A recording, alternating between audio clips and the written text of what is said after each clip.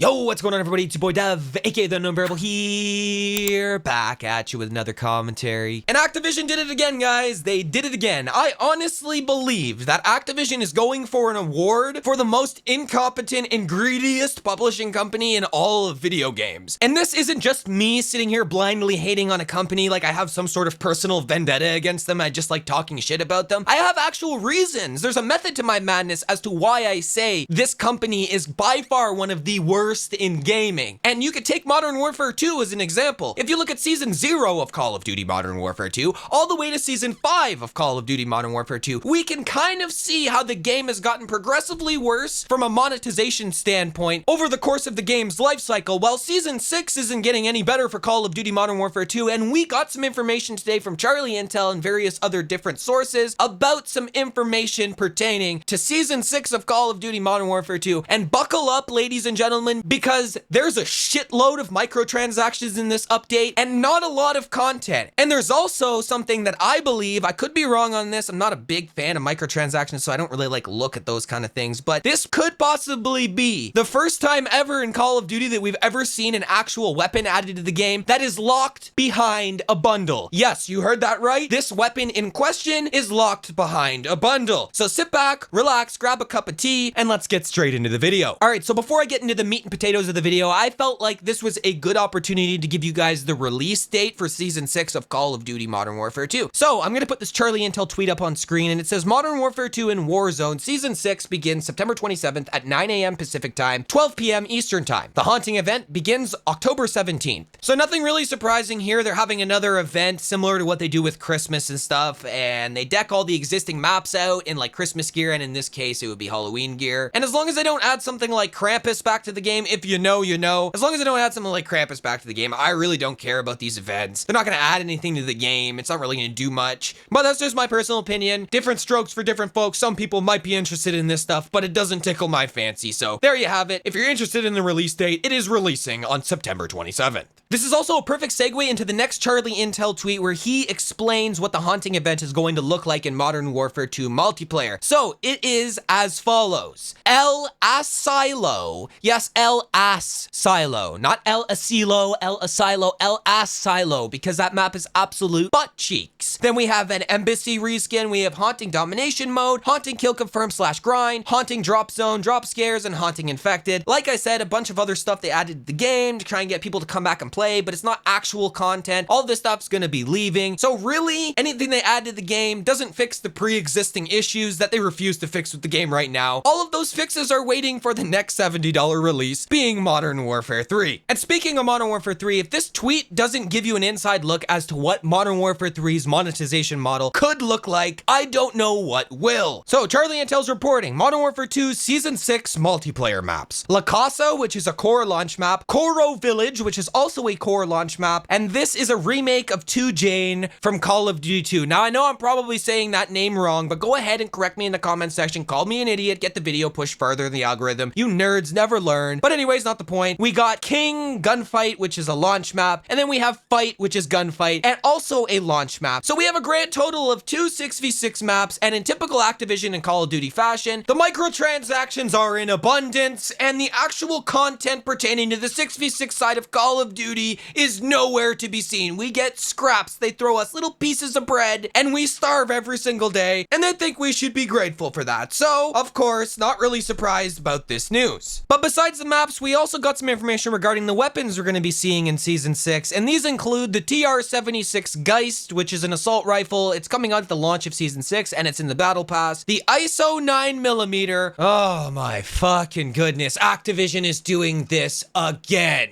I'm getting so fucking tired of this, guys. I'm tired of reused, recycled, renamed content. We had the MP5, then we had the Lockman Shroud, then we had the M13B, now we have the M13C. Then we had the ISO Hemlock, now the ISO 9mm is coming. Now, I have a question for you guys, and I've said this before in previous videos. What is the point of having such a diverse gunsmith system that you can create anything you want? You can make an AR and SMG, you can make an SMG and AR. What is the point of having this entire gunsmith system if you're going to be adding sub-variants of already pre-existing weapons and just chambering them in something different and calling it a new weapon? You look at something like the MP5 to the Lockman Shroud. The only difference there there, from what I can discern, is the fact that it's a 2-round burst gun rather than fully automatic. You're telling me that somebody over there at Activision or Infinity Ward could not create an attachment that makes the MP5 shoot burst. It's pure laziness, pure greed. But anyways, I digress. Let's read the rest of the tweet. We also have the dual commas, which are a melee launch weapon. It's going to be in the battle pass. And for the first time in Call of Duty history, to my knowledge, we have a Doom chainsaw bundle, which is a melee weapon mid-season locked behind a fucking microtransaction. Imagine locking weapons behind microtransactions in a $70 game. This isn't a free-to-play game. This isn't COD Mobile Activision. This is your premium Call of Duty release that costs every single person that played it $70. So I pay $70 to get egregious microtransactions shoved in my face every single time. We have a Doom chainsaw, and a lot of people are going to be saying, well, it's just a melee weapon, Dev. Who cares? It's just a melee weapon. Nobody gives a shit, right? It's not going to be pay to win because it's just a melee weapon. This is where it starts. If some of the COD fanboys could actually get their head out of their ass for a second and actually see the light, you'll see that this is a tester. If we put weapons locked behind a bundle, it's just a melee weapon, so it won't be a huge community backlash. And then they do it with real weapons. Mark my words. Actual ranged weapons will be in bundles in Modern Warfare 3. That is just my prediction. I could be wrong, but I'm not wrong very often when it comes to the scumminess of Activision and co. And speaking of scumminess and greed, this is the portion of the video where I just went to Taco Bell and now I have the shits. So it's time to shit all over Activision. And this is gonna be slightly different to what I usually do when it comes to like me putting tweets up on screen. I'm gonna be reading a lot of different tweets in quick succession. So those are going to be like going back and forth so you guys can see. So I'm going to start it off with all the bundles that we see here in Call of Duty Modern Warfare 2 Season 6. And we're going to start off with, some of the Battle Pass operators. So this tweet says, Season 6 Battle Pass features Al Simmons, new operator, plus the Spawn Tier 100 skin and more. So far we have, 3 skins here? We got 2 multiplayer maps. So that's just the beginning of it. If we go a little bit farther down the line, of course, we have Black Cell again. Everybody wants another nefarious version of the Battle Pass, right? And obviously there's people buying it, supply and demand, right? There's people that are buying it that want it. So that's why they put it into the game, because some of the community is actually dumb enough to buy this shit. But anyways, we got the new Season 6 Black Cell skin. It's a Valeria skin again. I can't really see much based on this picture, but it kind of looks like they're going to be doing the whole gold theme again,